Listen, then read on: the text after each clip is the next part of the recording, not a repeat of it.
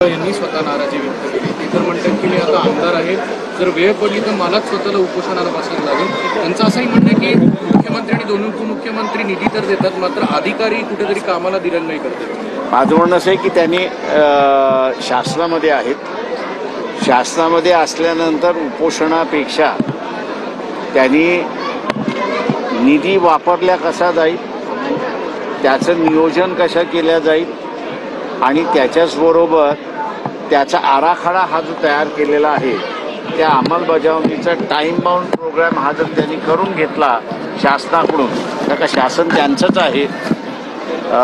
अजित पवारच एकंदरीत सरकार चालवतात आहेत असं एकंदरीत त्या ठिकाणी दिसतंय। त्याच्यामुळे अजित पवारांबरोबर बसून त्यांनी असणारा जर टाइमटेबल ठरवला तर मला वाटतं हे स्मारक लवकरात लवकर होऊ शकतं अशी परिस्थिती आहे।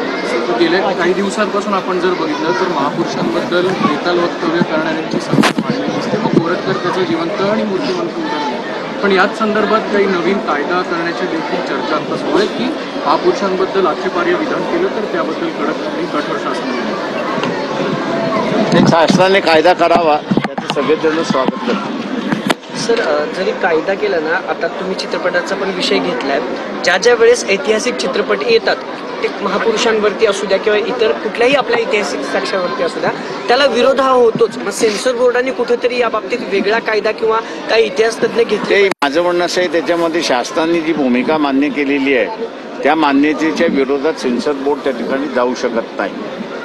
आणि सेन्सर बोर्ड हे काय स्वतंत्र बोर्ड असलं तरी त्यांना असणारा गव्हर्नमेंट गाईडलाईनप्रमाणेच त्या ठिकाणी कामकाज करावं लागतं। आणि ते म्हणून म्हटलं की त्यांना असणारा स्वतःच्या विचारसरणी फिल्मवरती लादता येत नाही अशी परिस्थिती